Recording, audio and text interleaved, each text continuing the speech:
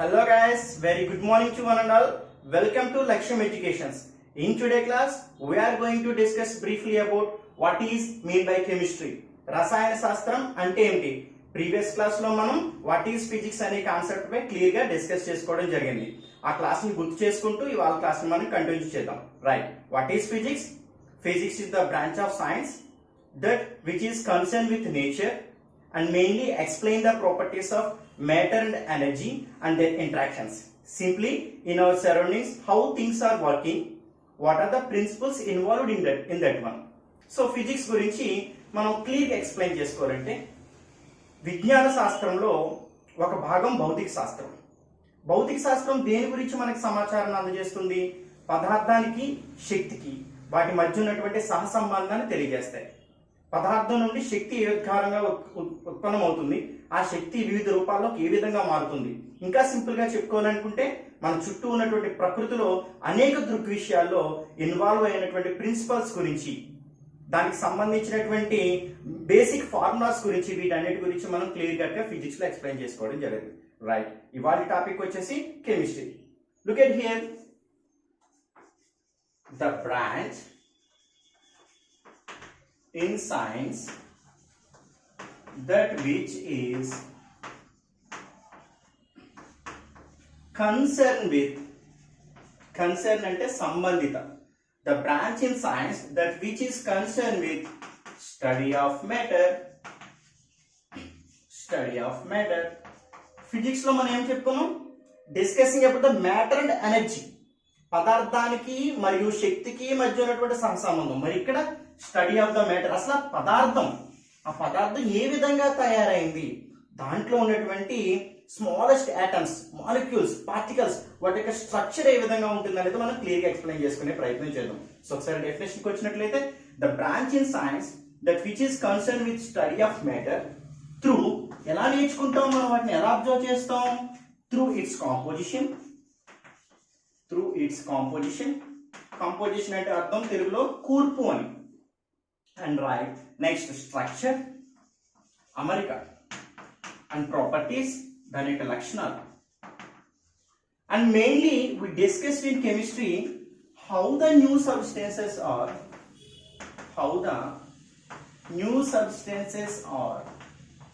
formed when they are participating in chemical reactions. So this is the very most important definition of the chemistry. The branch in science that which is concerned with the study of the matter through its composition, structure, properties, and mainly we discussed briefly about how the new substances are formed when they are participating in chemical reaction. అర్థమైందా? So matter ని మనం define చేసుకునేది ఎలాగా? Anything that which has mass and occupies some space. ఈ సృష్టిలో ఏదైనా సరే కొంచెం ద్రవ్యరాశిని కలిగి ఉండి ఎంతో కొంత స్పేస్ ను ఆక్యుపై చేసినట్లయితే, ఘనపరిమాణం ఆక్యుపై చేసినట్లయితే అన్నిటిని మనం మ్యాటర్ గానే క్లాసిఫై చేసుకుంటాం. ఓకేనా?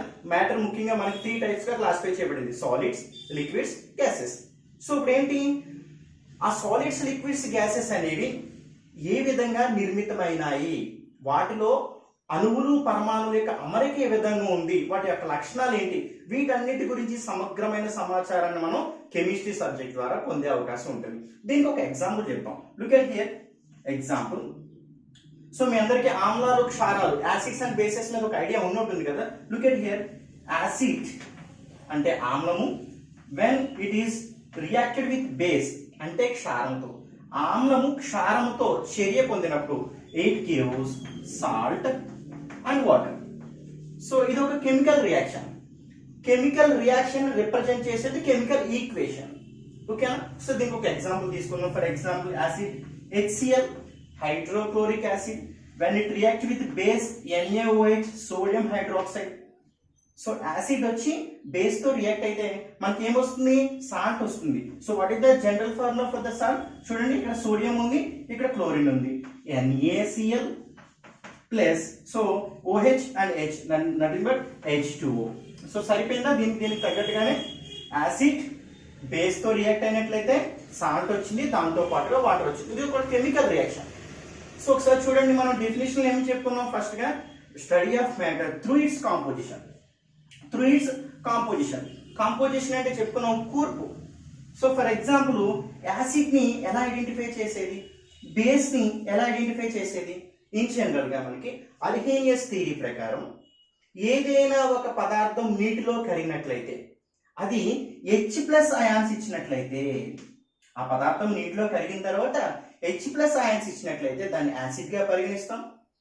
ఏదైనా ఒక పదార్థం నీటిలో కరిగినప్పుడు OH- అయాన్స్ ఇస్తే దాన్ని బేస్ గా పరిగణిస్తాం. According to the Arrhenius theory, any substance when it is mixed in aqueous media, if it gives H+ ions, then that is considered as the acid. In case if it gives OH- ion, then that is called as the base. ఓకేనా. So ఇక్కడ composition అంటే ఏంటి మనకు అర్థం, acids లో H+ ions కూర్పు కలిగి ఉన్నాయి, బేసెస్ లో OH- అయాన్స్ ఉన్నాయి. నెక్స్ట్ ఏమిటి, స్ట్రక్చర్. H2O, దానికి ఒక నీటి అణువుకి వాటర్ మాలిక్యూల్ ఒక స్ట్రక్చర్ ఉంటుందా, H+ అయాన్స్ ఒక స్ట్రక్చర్ ఉంటుందా, సో అది స్ట్రక్చర్ అంటే. నెక్స్ట్ ప్రాపర్టీస్, లక్షణాలు. సాధారణంగా యాసిడ్ యొక్క ప్రాపర్టీస్ మనం ఎలా డిఫైన్ చేసుకుంటాం, acids are sour in taste. Acids ఎలా ఉంటాయి, పుల్లగా ఉంటాయి టేస్ట్ చేస్తే. బేసెస్ ఎలా ఉంటాయి, బెటర్ ఇన్ టేస్ట్. అది దాని యొక్క ఫిజికల్ ప్రాపర్టీస్ అంటే కాంపోజిషన్, స్ట్రక్చర్ అండ్ ప్రాపర్టీస్. దీంతో పాటుగా న్యూ సబ్స్టెన్సెస్ ఎలా ఫామ్ అవుతున్నాయి చూడండి. ఒక యాసిడ్ వచ్చి బేస్ తో రియాక్ట్ అయినట్లయితే ఇక్కడ కొత్త ఉత్పన్నం సాల్ట్ వచ్చింది, దీంతో పాటుగా వాటర్ వచ్చింది. సో వీటన్నిటి గురించి మనకి సమగ్రమైన సమాచారాన్ని అందించే సబ్జెక్ట్ గా మనం కెమిస్ట్రీని భావించవచ్చు. ఓకేనా children. So once look at here.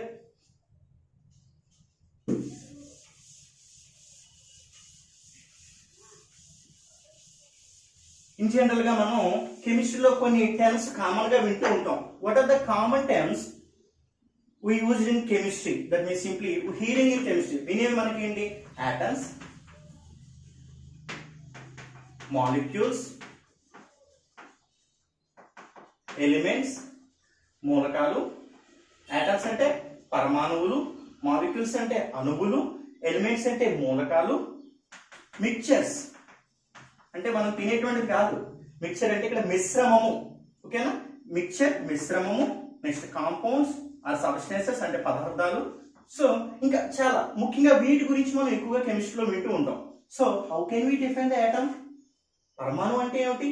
Atom is the smallest indivisible particle. విభజించడానికి వీలు కానటువంటి అతి చిన్న భాగాన్ని, అతి సూక్ష్మాతి సూక్ష్మమైన భాగాన్ని మనం ఆటమ్ గా కన్సిడర్ చేసుకుంటాం. A group of atoms are combined to get form a molecule. So molecules ఎలా ఫామ్ అవుతాయి, కొన్ని ఆటమ్స్ అన్ని కలవడం వలన, ఆటమ్స్ కలయిక వలన ఫామ్ అయినటువంటిదే మాలిక్యూల్. పరమాణువులు కలిస్తే వచ్చేటువంటిది అణువు. నెక్స్ట్ ఎలిమెంట్స్, మూలకాలు, మిక్చర్స్ మిశ్రమాలు, కాంపౌండ్స్ పదార్థాలు. వీటన్నిటి గురించి మనం కెమిస్ట్రీలో ఎక్కువగా నేర్చుకునే అవకాశం ఉంటుంది. ఓకేనా చిల్డ్రన్. సో ఫిజిక్స్ క్లాస్ లో మనం ఆల్రెడీ చెప్పుకున్నాం కొన్ని ఇంపార్టెంట్ బ్రాంచెస్ గురించి. అదే విధంగా కెమిస్ట్రీలో టాపిక్ లో ఉన్నటువంటి ఇంపార్టెంట్ బ్రాంచెస్ గురించి కూడా ఒకసారి డిస్కస్ చేసుకునే ప్రయత్నం చేద్దాం. Okay children, once look at here. Let's look at here. Branches of chemistry. Branches of chemistry. So look at here. First one, physical chemistry. దీన్నే మనం భౌతిక రసాయన శాస్త్రము అంటాం. What is the first one? Physical chemistry. భౌతిక రసాయన శాస్త్రం. భౌతిక రసాయన శాస్త్రంలో మనం దేని గురించి నేర్చుకుంటాం అంటే study of the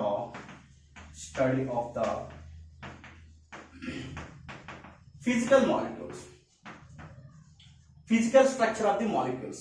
So molecules అంటే మనం ఆల్రెడీ నేర్చుకున్నాం. A group of atoms are combined to get form a molecule.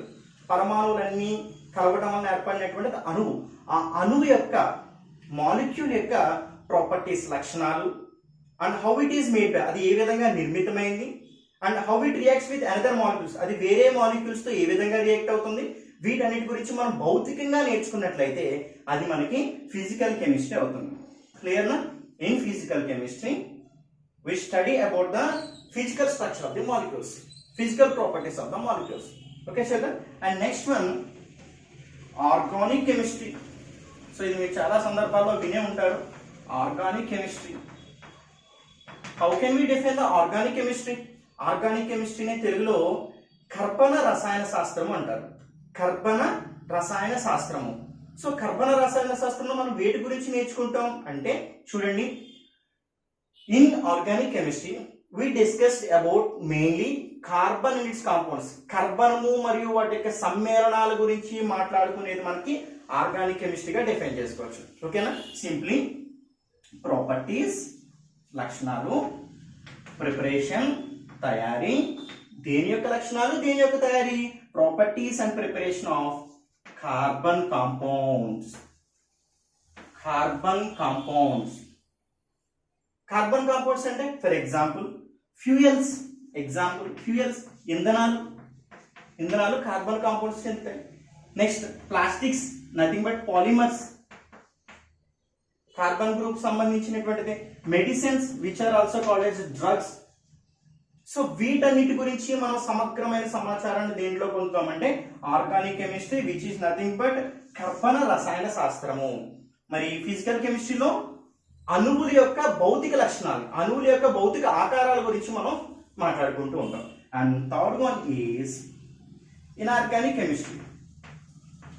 Inorganic chemistry it is completely opposite to the organic chemistry. Organic కెమిస్ట్రీకి పూర్తిగా వ్యతిరేకంగా ఉంటుంది. ఆర్గానిక్ కెమిస్ట్రీలో మనం వేటి గురించి నేర్చుకున్నాం, కర్బనము మరియు వాటి యొక్క సమ్మేళనాల గురించి, అంటే కార్బన్ ఇట్స్ కాంపౌండ్స్ గురించి, వాటి యొక్క ప్రిపరేషన్ గురించి, వాటి యొక్క ప్రాపర్టీస్ గురించి మాట్లాడుకున్నాం. But in organic chemistry, we discussed briefly about except carbon compounds. Carbon compounds ని పక్కన పెట్టి కెమిస్ట్రీలో ఉన్నటువంటి రిమైనింగ్ అన్నిటి గురించి మనం సమగ్రమైన సమాచారం దేంట్లో పొందుతామంటే ఇన్ఆర్గానిక్ కెమిస్ట్రీలో పొందుతాం. For example like as metals గురించి, లోహాల గురించి, మినరల్స్ గురించి, అండ్ నెక్స్ట్ క్యాటలిస్ట్ అంటే తెలుసు కదా మీకు, ఉత్ప్రేరకాలు. రసాయనిక చర్యలో ప్రత్యక్షంగా పాల్గొనకుండా రసాయన చర్యని వేగవంతం చేయడానికి ఉపయోగపడే పదార్థాన్ని మనం క్యాటలిస్ట్ అంటాం. The substance that which altars the chemical reaction, nothing but catalyst, right? So metals గురించి, మినరల్స్ గురించి, క్యాటలిస్ట్ గురించి, మరిన్ని వాటి గురించి, కార్బన్ తో సంబంధం లేనటువంటి వాటి గురించి మాట్లాడుకునేది మనకి ఇన్ఆర్గానిక్ కెమిస్ట్రీగా డిఫైన్ చేసుకోవచ్చు. And next one is the biochemistry. దీనే మనం జీవ రసాయన శాస్త్రంగా పేర్కొనవచ్చు. సో దాని టైటిల్లోనే ఉంది, జీవ రసాయన శాస్త్రం అంటే జీవులలో అంతర్గతంగా జరిగేటువంటి రసాయనిక చర్యలు, the chemical reaction that which are going in living beings. So వాటి గురించి మనం స్టడీ చేసి సమగ్రమైన సమాచారం పొందేదాన్ని మనం బయోకెమిస్ట్రీ అంటాం. దట్ మీన్స్ ఇన్ఫర్మేషన్ అబౌట్, ఎటువంటి information, chemical reaction information about living beings. ఓకేనా? సో చూడండి, first one physical chemistry, organic chemistry, inorganic chemistry and biochemistry. So ఇంకొక ఇంపార్టెంట్ పార్ట్ ఉంది, దాని గురించి కూడా ఒకసారి మనం డిస్కస్ చేసుకునే ప్రయత్నం చేద్దాం. That is nothing but analytical chemistry.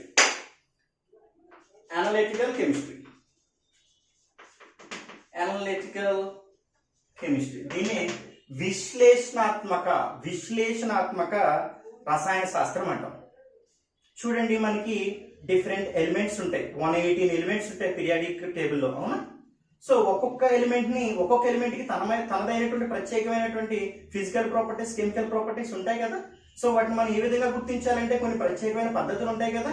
అదే విధంగా ఆటమ్ ని మనం దగ్గర నుంచి పరిశీలించాలంటే మనం మైక్రోస్కోప్ లాంటి కొన్ని ప్రత్యేకమైన ఇన్స్ట్రుమెంట్స్ ఉపయోగిస్తాం. అంటే ఎనలిటికల్ కెమిస్ట్రీలో మనం వేటి గురించి మాట్లాడుకుంటామంటే రసాయనికంగా ఏదైనా ఒక పదార్థాన్ని విశ్లేషిస్తున్నప్పుడు దానికోసం మనం ఉపయోగించిన పద్ధతులు ఏంటి, the systems what we are using to identification, గుర్తించడానికి, సెపరేషన్, వాటిని వేరు చేయడానికి. సో ఈ ప్రత్యేకమైన పద్ధతులు ఏవైతే ఉన్నాయో వాటి గురించి, వాటిని పరిశీలించడానికి మనం ఉపయోగించినటువంటి పరికరాల గురించి విశ్లేషణాత్మకంగా మాట్లాడుకునేదే మనకి అనలిటికల్ కెమిస్ట్రీగా డిఫైన్ చేసుకోవచ్చు. సో ఇవి మనకి కెమిస్ట్రీలో ఉన్నటువంటి some important main branches. Okay children, this is the basic information about the chemistry. I hope this class is useful to you, right? Next class మనం ఉష్ణం, what is heat, మనకి physics లో first lesson అయినటువంటి 10th standard physics లో first lesson అయినటువంటి heat గురించి next class లో clear గా explain చేసుకుందాం. Okay children, thank you.